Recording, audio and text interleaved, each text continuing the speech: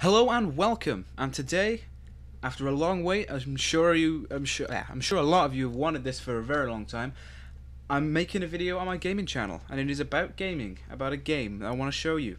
And I know it's probably not what a lot of you want. A lot of you want some big, bulked-up action game with a bunch of powerful graphics. Well, I'm going to show you some of them at some point in the future. I'm going to get back into my gaming channel. I've decided it's not going to be that much of a focus as my normal channel, which is understandable, but because I don't get, there's many subscribers on this channel. But you know what, I'm just gonna go for it. This is a game that I've wanted to show people because really no one plays this game. I swear to God, there's about 50 people in the whole world on at one time, whereas if we compare that to Steam, at peak time there's probably about 5 million people online, so that's a bit crazy.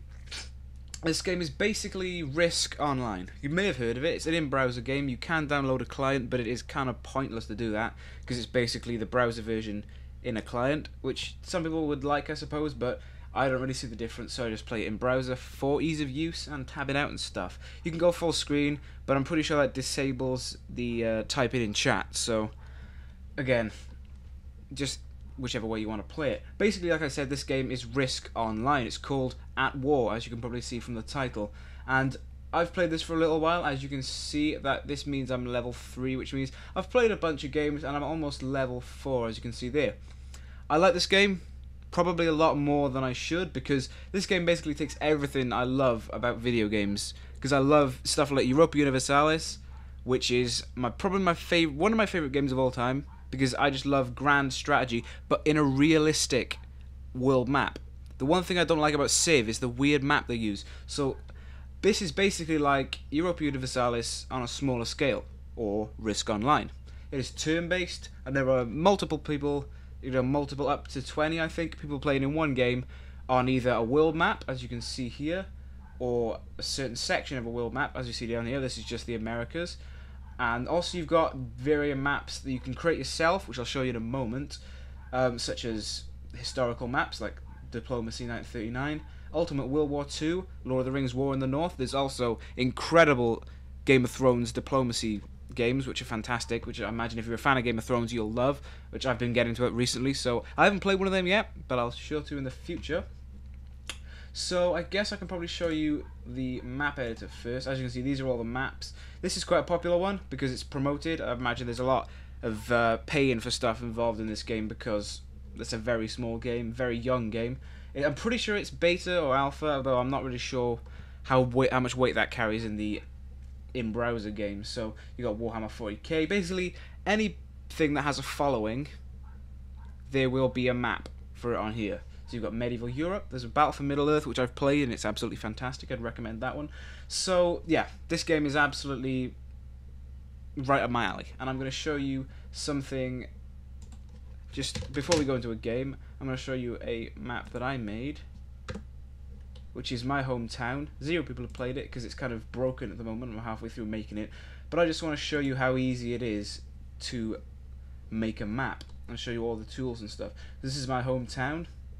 I've just done this because it's kind of a joke between me and my friends who are all from the same town, so it was a big joke going. But these are basically just, you draw a line, click it down, draw a line, draw a line, draw a line, draw a line, and that's how you make a territory. It's insanely easy. It's absolutely fantastic as well because it's so easy, that will that'll encourage a whole massive community of modders and stuff like that, whereas modding for other games would be very difficult to encourage because it's so difficult. But hey, I guess we could say that this game was all about the modding, I guess. I don't know.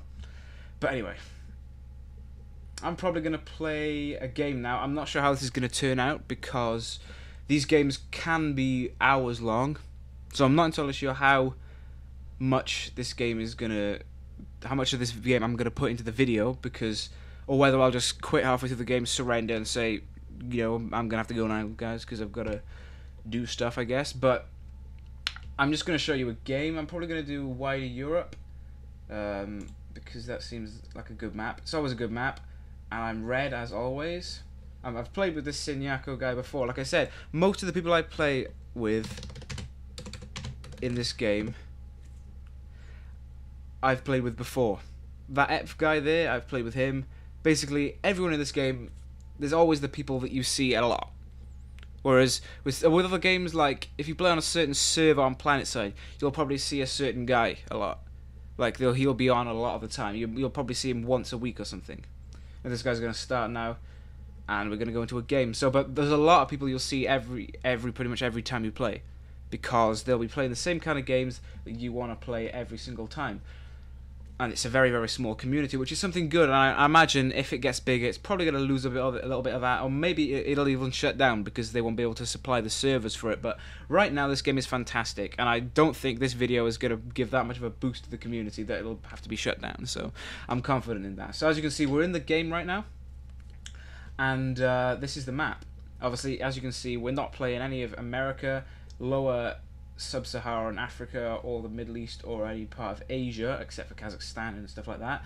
Like, I want to point out the fact that I'm a huge geographical history war buff. I love that kind of stuff. So this is, again, something I really love about this game. So, yeah. Basically, we're waiting for players, because sometimes this game can be very difficult, I suppose. So I'm gonna go with, I always go with Germany. I used to go Russia, but then Russia keeps getting invaded a bit too much. So now I go Germany, because the troop cap off the start is very, very good. So I'm gonna go with Germany. This game might overextend because well, once you're Germany and you have France and Spain and Ukraine and Sweden, and it kind of gets very packed and lots of wars go on. So maybe I might let it slip on purpose, or maybe I might just suck that much that it gets taken away from me. But hopefully this game will turn out to be good and it won't last too long, and if it does, like I said, I'll probably just quit. So now, as you can see, like I did just then, everybody's picking their colours. Now I'm just going to go in and show you what this is all about. So these are obviously the countries that are set out in as the world is today, modern world. So we've got all the recent developments in countries, although Sudan is not separated, so this map's quite old, but then again, I don't think anyone cares about that. So yeah, it's the modern day map, and you've got a bunch of capitals. This is also this is actually not, I was completely forgotten myself. I'm pretty sure this is not an official map. This is an edited map, which looks just like an official map, but they've added little bits in, like the Faroe Islands, that's not originally there. A bunch of towns in Germany are not actually there. Basically, everywhere gets a big revamp, and it includes little bits. This is probably my favourite map to play, actually, because it gives Europe, but a little bit more, just so as much the game is very interesting. So, I imagine you'll find, as you can see, this guy's gone over here with a very odd strategy of going the Ural Mountains in Russia, so that's actually quite a good tactic, as long as nobody goes other parts of Russia, because if they do, you get boxed in. But if they don't, you can pretty much amass a great empire, and nobody will pay you any attention. Again, I'm just going to kind of carry on muttering about this game while these people choose their countries, which is something that can be quite odd at times, quite long and stressful. But anyway, the ones with the stars around them are the capitals, then the ones on the outside are the smaller cities. You need to hold the capital to hold the country, but you can take the smaller cities while you don't hold the country, and that's obviously a good way to stop the opponent from making troops, because in each of your cities, capital or non-capital, you can make a certain amount of troops each turn, and that varies with the importance and real-life size of that city. So, yeah, that's pretty much all I want to say about it before we get started. I guess I can talk about finances. Finance in this game is basically each place gives you a different amount of income based on, of course, where it is and how rich it is in real life, and also how many of the cities you own, because if you own all the cities, you get a bonus, and also each one gives you a certain amount, obviously by how much worth it is in real life. Well, a lot of this is based on real life, but can get a bit far-fetched once the game gets going. So this Ep guy is someone, like I said, someone I've played before. Kind of an odd experience with him, but I won't get into that. Some people, I don't know, they don't listen to anyone else. I like to play more of a diplomatic game. I like to see, right now I'm probably going to ally with France, Italy, UK, Spain, Sweden, if I can. A lot of those people might not want to be my ally. They might want to go straight to war, which is I don't know. It's not the strategy I like, but if you have one person that is hell bent on trying to take over the whole world, then that kind of ruins the game sometimes, because they can just, I don't know, take over the whole game, and everyone is trying to get along, and this one person, it's actually usually Turkey, because Turkey's very overpowered, because right off the bat you can get 8 troops in Ankara and 8 troops in Istanbul, as well as 5 in a bunch of these as well, so very overpowered country, but that's where usually the warmongers go, so yeah, watch out for the varying types of people. The community is good overall, but there are the odd kinds of people that will just say, nope, no, I'm not going to be allies with anyone. I probably won't even speak. Just get angry. Okay, we're in the game. So as you can see, first screen, we've got 3 minutes. The timer can vary game to game. The host of the game will set that. I've got available 25 unit points to buy units anywhere I like, so I'm going to buy a bunch in Berlin. You have militia. These are all the different kinds of things we've got. Because I bought the game, because you have to buy this game, I'll discuss that at the end of the video, but because I bought the game, I can get my own general, which gives buffs to defense in the city or troop that it's in. You've got militia, which is cheap and will be created after a battle, after you take a city. Of course, you've got basic infantry, tanks, and marines, which you can buy, which are a stealth unit. You've also got bombers, helicopters, sentry planes, and air support. Air transport, more like, sorry. These will transport troops across the map, and of course, all of these things you can buy with the SP, which is kind of the in-game earned currency. You can buy upgrades and various different things for these. So I'm going to go ahead and make some infantry and tanks in Berlin. And I'm going to probably make some in Hamburg as well. And Cologne. And I'm probably going to take the Netherlands. I'm going to ask Britain if I can take the Netherlands. This is something I like. Something I like doing in this game is keeping a good diplomatic thing with the other countries, because if you attack something and then they try to attack it and you take it and they want it, and it kind of gets messy really quickly, so I try to keep good relations. So can I have the Netherlands? And of course if they say no, and if, wow, really, has somebody gone Luxembourg? They're going to really get attacked really hard. I'm probably going to have to stick up for them, I guess, because they're going to get absolutely butchered in this game. So, you know what, I'm going to be generous, and straight off the bat, I'm going to ally with... This guy's quite a high level as well, so I'm interested to see what he does. So I'm going to ally with him, I'm going to ally with France, and I'm going to ally with the United Kingdom. And Italy as well. That Siniaco guy's a good player. I've played with him before, as I said, so I want to be on his side. And Sweden. Where is Sweden? So basically, as you can see, this is kind of a all-players thing. I'm actually going to go back into the game so I can show you something very quickly. If you can drag these sliders across to select this amount of troops, just double-click on the capital, and that gives you that option. And you can have a very good strategic little option here to make walls by dragging troops. If you just drag a troop, a single troop or a bunch of troops next to each other, they will have this option to build a wall. And basically what that wall is just a defense wall, so that it will take your opponent one more turn to get to where they want to go. So I think right now I'm going to take a bunch of troops. Oh, this is bugging out. This game is kind of... Oh no, it's not bugging out. As you come to the end of the turn, it does tend to pose an alliance. Oh, okay.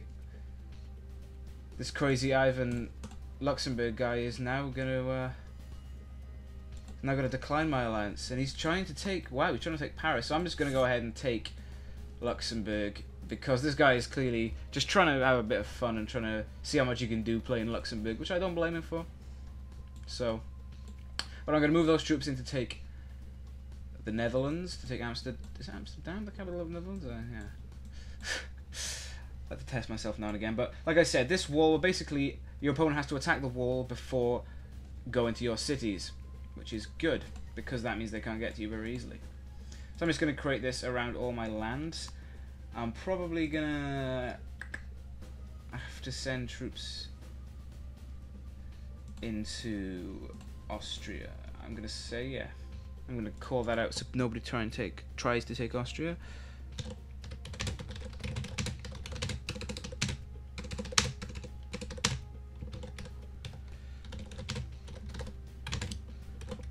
Britain wants to take Denmark, which is fine by me. I'm not sure if that'll be fine by Sweden, though, because Sweden never gets a lot of luck in this game. They kind of manage to hold it off because no one really attacks Scandinavia, but they don't get an awful lot of money, so hopefully that'll turn out for them. Move my 8 troops into Vienna. And France is taking Belgium, as you can imagine. So build some more troops in Rostock. I'm not sure whether I should go for Poland, because I imagine one of these mighty giants over here is going to go for it. So I'm probably not going to do that. I am, however, going to send 5 troops into Prague in the Czech Republic, because I want to build a nice central empire here. So I've got at least got enough power, at least enough money to sustain the troops I'm going to build. Because if you try and you can build as many troops as you want within the reinforced limit, which comes, you get a refreshed amount of troops per city each 2 or 3 turns. Basically, you can build as many as you want within that limit, but you need the money. So if you want to build troops to invade or protect yourself, you're going to want to take a few neutral cities, and you do get SP, which I'll talk about in a second, for attacking neutral cities, but not as much as you do from warring with other people. Which you might want to, you might think, why would you attack the neutral cities? Why would you be neutral? Because if you don't, people might start ganging up on you. So, right, let's get on to SP. SP is basically XP. SP is the earn thing. It's IP, like in League of Legends, and basically, yeah, that's all I can say about it. It's the kind of thing you earn, but each time you attack something, be it neutral or not, you can. Sorry, I completely lost my train of thought then.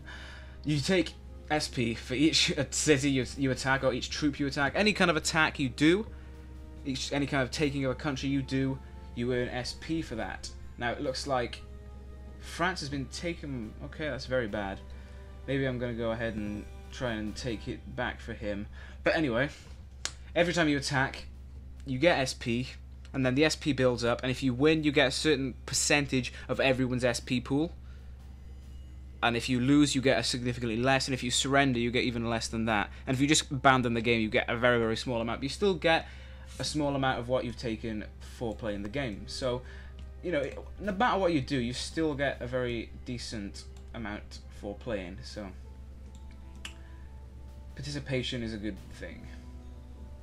I'm probably not going to go for Slovakia here because I don't know, and it's very difficult as well to hold off countries in Central Europe because all the capitals are so damn close together. And it looks like Italy's taken Innsbruck in Austria, which means now that I can't take that from him because we're allied. But he's going to hold that, and that's going to stop me from taking my whole country bonus. So I guess some of these things you've got to take and you've got to lose. It's nice to have allies who are in Skype with you, because I play this with my friends in Skype. We usually go Germany, Spain, UK, and then if he can, the guy in UK will take France, and then we'll have a nice power block here, and we can reinforce each other and talk over Skype, and it makes things a lot more interesting and a lot more fun. And there's also some kind of treachery going on now and again, if you know what I mean. So it's fun.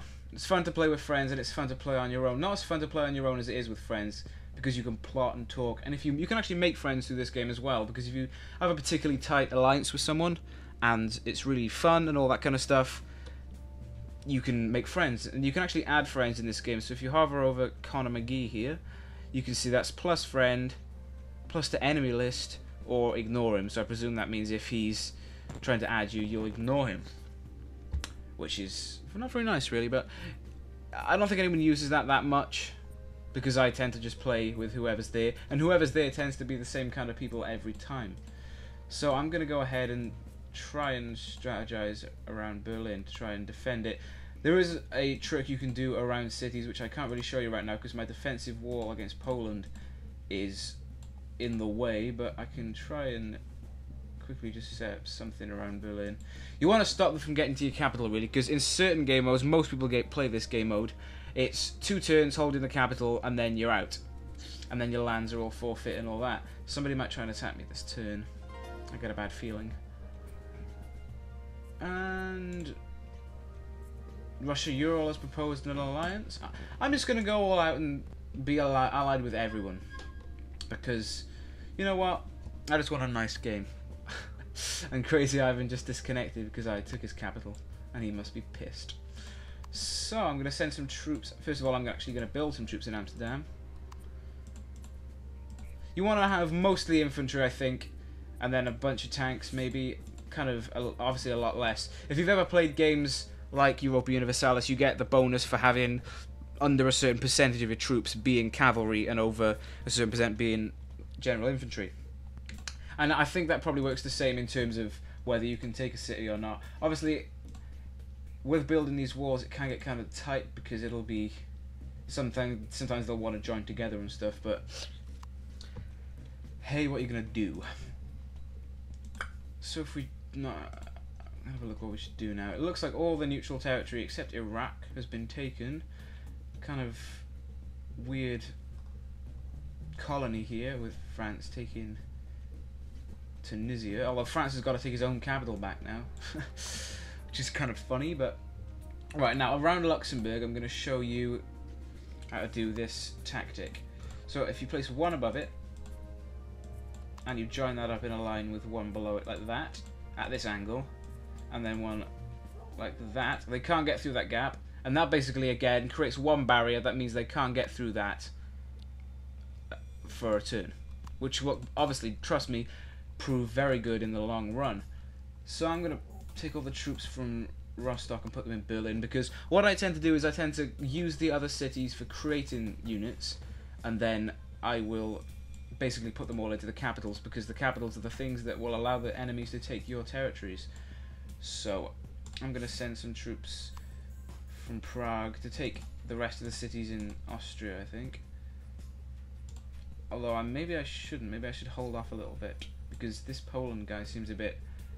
This from Russia Central appears to be a bit aggressive in his expansions. I might take Slovakia, but then any of these guys could try and take Slovakia next turn, and it's kind of risky because that would basically put my claim on that, and that might start a war. So every time you make a move, you might want to think about what that move will do for you in terms of diplomacy and all that, whether it's actually worth taking that place. Right now I'm making 861 a turn, as you can see there, and this is my overall goal, and that tells you what turn it is. And of course this is the counter. I'm going to end my turn. Although I think at the moment most people are just going to be letting their turns time out, because there's a lot to do in the early stage of the game. As we go on, these people will get defeated and they'll become bored or rage quit, and people will leave, and that'll slow the game down a bit, because people will want to be taking the neutral territories left, and then there'll be a war. So, okay. Looks like, I guess, France... No, France hasn't taken back. Okay. Yeah, okay. France just lost because even though the other guy left, his capital was still taken. So this game has a lot of weird rules that you think, how's this going to play out? And then it plays out and you think, oh, right, okay, I didn't expect that. So yeah, it's kind of weird sometimes, but you get used to it once you learn all the rules. There's also kind of other cool features involved. That France guy's now left, which is going to earn him significantly less XP, but he did lose, so...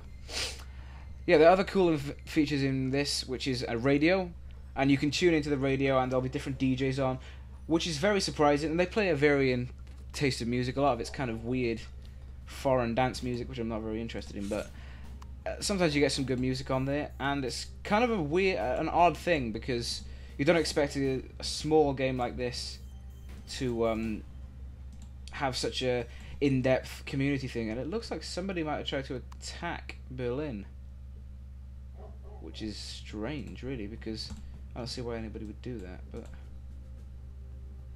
yeah, I'm gonna have to rebuild this wall, which is something you're gonna have to realize, is that once walls are broken, they're very difficult to replace, because you've got to get the movement right so that they line up, and then yeah, it can be a pain. Let's try and very precisely place that. So I feel I've given you a pretty good overview of what happens in the game so far, I guess. I imagine Britain's now going to take this, but I don't know. Let me just think a second about what's going on and whether there's anything else I feel I should tell you. Now we've pretty much gone over all the basics of this game. Like I said, this game is very, very fun. I really, really enjoy playing this game. There is another mode, of course, where you can play 12 to 24 hour games. That's how... turns, I mean. So, basically, it's kind of like an email-based game. If you've ever played something like an email-based RPG. Remove these troops out of the Netherlands, because I don't think anyone's going to attack that anytime soon. Yeah, you can basically play it like an email-based game, and that'll be every now and again. You come on every 12 or 24 hours. You come on, you play a turn, and then... I imagine that would be kind of boring for me, but I suppose if somebody's into that sort of thing, then it would prove good for them. Because it's good that they've put all these different modes in. I think this is a very well executed, very good looking, really, considering that this has about 150 followers on Twitter, about 50 people online at a time, and I think for that kind of level of success and popularity at the moment, it's a very good looking game. Everything works really well. There are some buggy maps and situations sometimes, but other than that, this is a very, very well done, very well rounded game. So I think we might have... yeah, we appear to have reinforcements, so I'm going to stick some more tanks in there. Now, this may become 10 by the end of the game. Some cities scale up in the amount of troops they can have as the game progresses.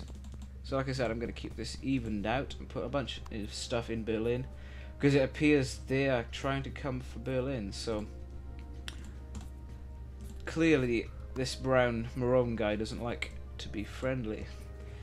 I'm not really trying my best in this game. I'm kind of half asleep because of hay fever and the heat, and I'm also trying to focus on commentating, so I apologise if this seems a bit distant and my playing is not particularly good, but I'm trying my best. Yeah, we're going to put that to there and then try and drag them over there. I'm just going to let Britain or Italy take France, because I don't particularly want to be sticking my claim on that, because that'll probably start a war with someone. So, I think this game has got an odd target audience, because I imagine if you like Europa Universalis and you like the official alliances and the official claims and stuff that you have in Europa, you probably don't want to be playing a game where basically this is kind of, if you know Yu-Gi-Oh, the card game, and you have the dueling network, a lot of the rules and stuff on there are based on human interaction, based on the community interaction and community honesty. And this is the same sort of thing with Risk, because it's kind of a community honesty based system where if you have an alliance, it's down to you to uphold that alliance, and if somebody attacks something, they are going to tell you it's their claim. It's not going to come up as an actual game feature that it's their claim. Whereas in Europa, they would be an actual official claim that you had a core on this province and everything. So it's a stripped down, easy to grasp, easy to play version of a Europa style game, or of course the board game, traditional game Risk. And that's an odd target audience, like I said, but I really enjoy it, and obviously about 50 to 100 other people do, and not many more, so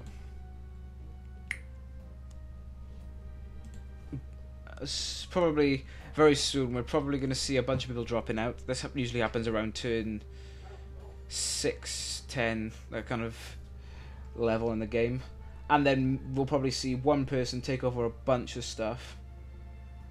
This guy down here is saying he shouldn't have gone into the main section on his third game.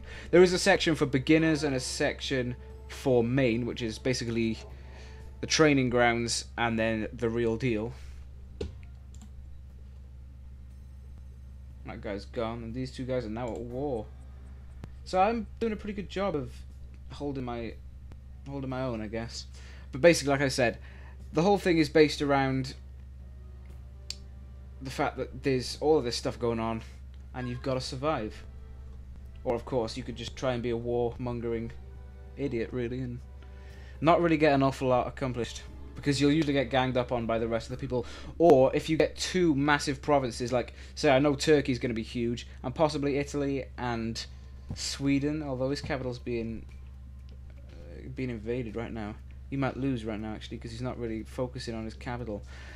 That's odd. But anyway, these two might ally in an odd situation. and then they would pretty much dominate the game, because even if everybody else, all the smaller states, ganged up on them, there would be no defense against that sort of thing. Now this is probably the highest level of diplomacy you get in this game. A lot of the people are foreign, and a lot of them don't speak particularly good English, so you'll probably get, "You want war, me?" and stuff like that. Not to be racist, but this is, it actually says, "Please speak English" in the, when you join a lobby, so this is actually an English associated and focused game. So actually I'm going to move those into the Czech Republic because that makes more sense. Yeah, so basically it's an English focused game. You won't be able to speak any other language, but there are a lot of people who don't speak particularly good English, and that definitely shows. But like I said, most of the community is good, and there are the odd idiot who wants to go all world domination and stuff, but they're usually either taken out by the rest of the team or they win the game. But hey, you can probably usually get a good bit of SP by the defense of your cities. So yeah, I realize my voice sounds pretty kind of croaky right now because, like I said, it's very hot and I've got a glass of water next to me to drink from. So yeah, heat wave in the UK right now, pretty crazy. End my turn, although it's probably not going to end until the turn time's out. I might think about ending this game soon because I've showed you most of the features of this game. Well, like I said, I'm completely drained right now from the heat, so I do apologize if I brain fart every now and again. Move them to there, I guess? No, up to here. So basically what you want to focus on in this game is defending the capitals. I know Tom, the guy who's my friend in real life, live in the same town and all that. He always plays the UK, and if he can't play the UK, he gets kind of pissed. Or well, he doesn't, but probably won't enjoy the game as much. But he tends to build massive defensive walls, and he pretty much never loses a game because he's very diplomatic, never goes to war, always defends. And the UK, the Faroe Islands, and Iceland, he builds a massive sea wall and land walls around here. And it's pretty much impregnable. It's a huge impregnable fortress, so defense can be your biggest strategy in this game.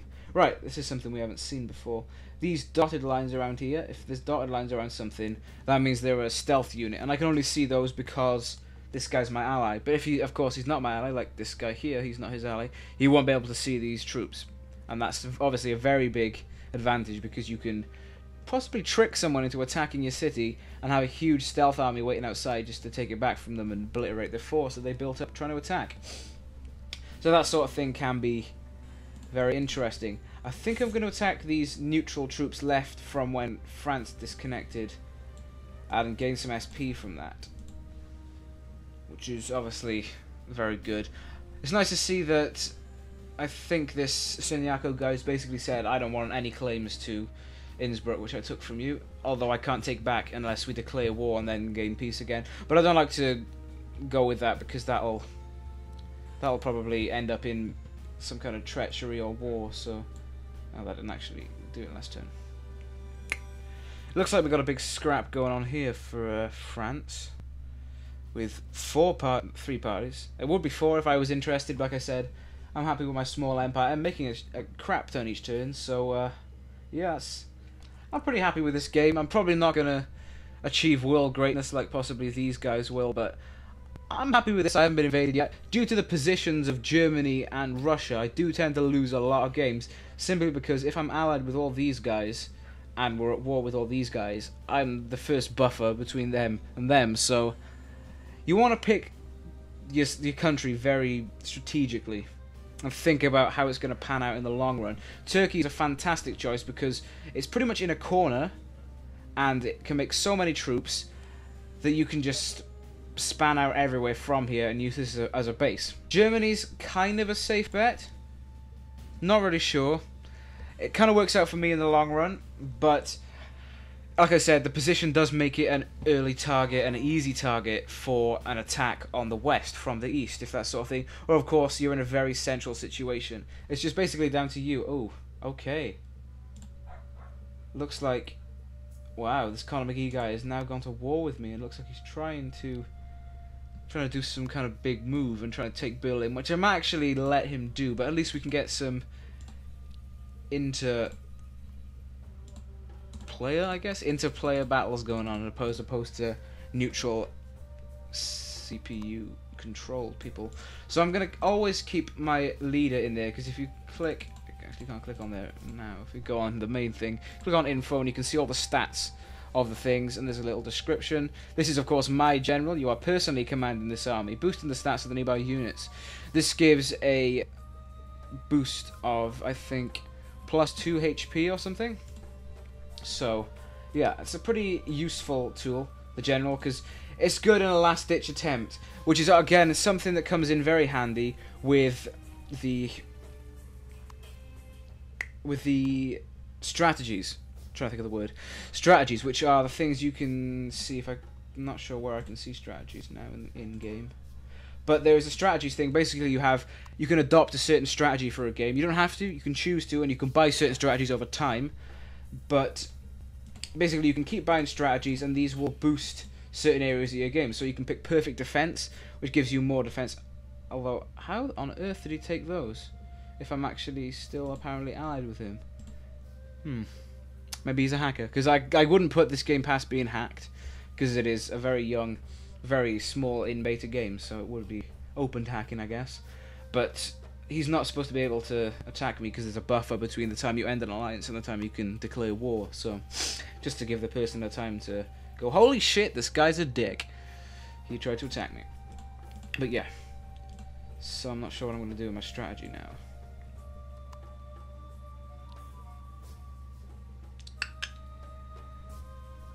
I'm just going to have to go mega defense on this. Pile as many troops as I can into the capitals and try and hold it. Usually what I do is use the Netherlands as a stealth naval base because my allies are here.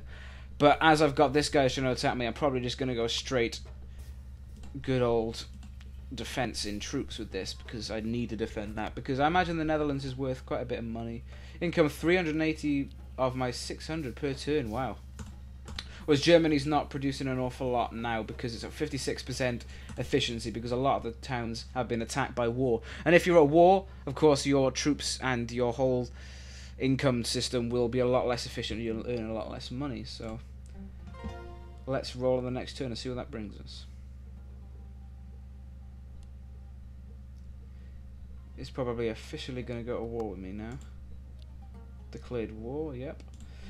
I never knew I should have trusted this. I knew I never should have trusted this guy. Right. I think probably my best bet now is to let him build up a force, try and attack Berlin,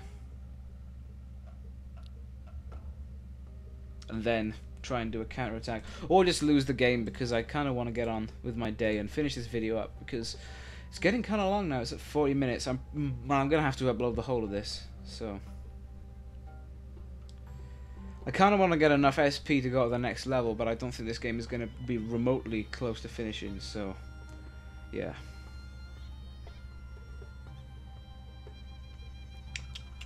I'll see what the next turn brings us, and then I might surrender the next game and end this.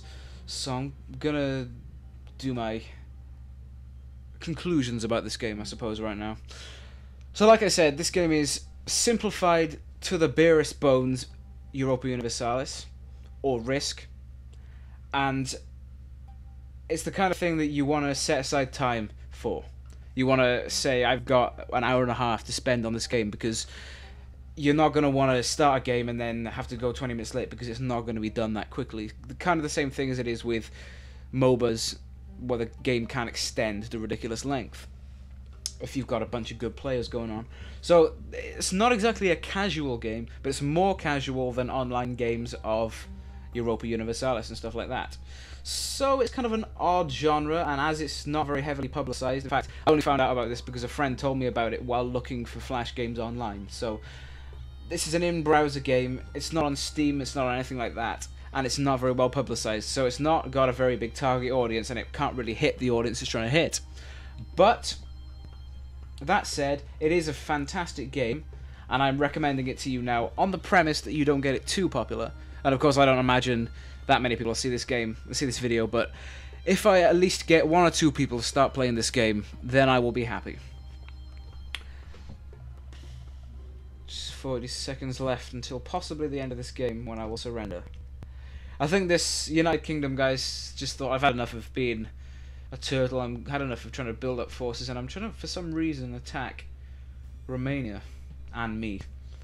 And he can take me, and then he'll have a nice band here where he can send troops back and forth on boat, and possibly wreak havoc in Europe, which I wouldn't put out of the realms of possibility. It's quite a bold statement, as he is quite clearly taking a lot of Italy's places here.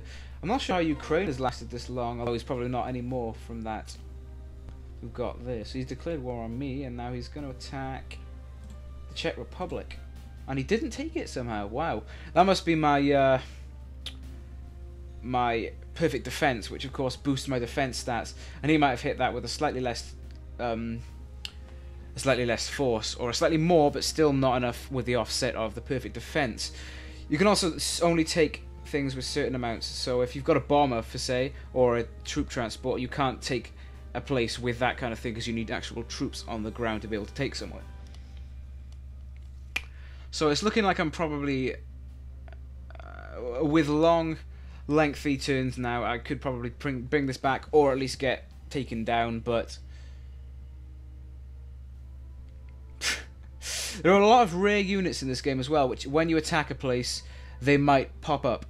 This happens a lot for me, but it doesn't appear to happen for anyone else, which might be because maybe only it happens for the host, or maybe it happens if you buy the game, it increases your chances, I'm not sure, but you basically get rare things like surface-to-air missiles, and bombers, special bombers, and nukes, small nukes. They don't have a crazy impact, like obliterating a whole city. They're actually pretty weak for what they are, but you can get rare units like that, and they'll just pop up randomly. It's a nice little surprise. I might give you the tactical edge against certain troops, because of course, certain troop types are good against certain other troop types. Such as tanks are good at attacking places and defending places, but are crap against air. And then helicopters are not good at attacking bases, but they're good at attacking other air units. So that sort of thing, it gives a nice depth of the game, something interesting other than just this amount of troops attacks this amount of troops and the winner is the most troops. Like I said, it's not a greatly in-depth game, but it does give you enough to sink your teeth into. Yeah, I think I'm probably going to surrender this game now. Let's just see how much SP I get. You keep half of your earned SP. See how much SP I have. Go on the SP pool. If you go up to players, it'll actually show you my score. 57 SP, so I'll get half of 57 SP, which is something like 27, 25, something like that. I wasn't good at maths in school, I'm sorry. But I'll get something like half of that for surrendering right now. So I'm just going to go ahead and surrender right now. Just because I kind of want to keep this game short. And I did well enough. Those guys in the game are probably going to be thinking, why the hell did Germany surrender? He could have held on. And if I was in the mood to keep going, I would have held on. But hey, I earned 28 SP from that, which is pretty good considering I just made a video about it. So yeah, these guys all lost. And this purple guy, who has the whole of Scandinavia and a little bit of Russia, is really taking the game by storm because he's just going crazy warlord and taking all the places, getting him over 200 SP. So when the game finishes, you're given this nice little aftermath, I guess, a little conclusion after the game where you can see who built the most units, units destroyed, units lost, the income. I had a pretty good income. I had the second most income. That's pretty good considering I didn't really invade that many places. It's just Germany is worth a lot of money. I also didn't lose that many in casualties, but I didn't occupy that many cities, as many as that Signaco guy. Although there are a lot of cities, such as the Vatican City and San Marino, in Italy in this map, but that's not actually in the main map. So basically, this game, I'm going to exit to the lobby now and make my full conclusion on this game. This game is not something that a lot of people are going to get into, I don't imagine, and I don't want them to, because then this game will become too good for its boots. But it's the kind of thing that, if you're into this sort of thing, and you want a nice, semi-casual thing to spend a bunch of your time on in the evenings with friends on Skype, It's really fun. If you have a bunch of friends who like strategy, who like all this kind of thing, and especially if you like things like Game of Thrones and Lord of the Rings, because some of those maps can be pretty damn good, as well as the historical maps, such as the world in 1938. There are preset scenarios where you play as a nation, and you can then, say you play as Great Britain, you will have control over all of the British colonies. And if you play an earlier game, of course, you'll get stuff like India and Canada and all that kind of stuff. So there'll be preset things where you get all the things and you don't have to take them yourself, which is kind of fun. And I played in a huge 1938 game before, and it was incredible because I played as the UK, and as you can imagine, it was very easy to maintain superiority over the whole world, and a bunch of people quit, and there was only 4 people left in the end, which could be kind of bad if it was a game where you had to take all the neutral countries, because that could take way too long, and you kind of want to have a minimum of 10 people in a whole world game, because whole world games can take very long, be very boring if you have to take a bunch of neutral countries as opposed to having a preset game. So that pretty much wraps up my video on this game. It's coming up to 3/4 of an hour, which will take a hell of a long time to render. I'm not entirely sure when this video is going to come out, but I just wanted to show you this game because I've enjoyed it for a few months now. I've played a few games with my friends, and I really, really enjoy it. And I wanted to see this game get a bigger following, really, but not too big, because I don't want it to become too big and go crazy. So thanks for watching this video. I hope you enjoyed it, and I hope this is not going to put you off my gaming channel now. I hope you don't run away and think he's not going to put any kind of crazy over-the-top graphically based games on here, because I will do PlanetSide, I promise. When it'll come, I don't know, because I've always promised PlanetSide and a Fallout walkthrough, but I will do them at some point. So if you've liked this video, of course, please subscribe, because I want to build this channel up like I've built my main channel, which has got a bunch of subscribers now. So if you do like my videos, share them with people, and of course, if you follow my main channel and you don't follow this channel, subscribe and encourage the rest of my subscribers to subscribe. Follow me on Twitter at GazzBryant for all kinds of news and other videos. Basically, follow me everywhere. The links will be in the description, and follow my main channel if you don't know already.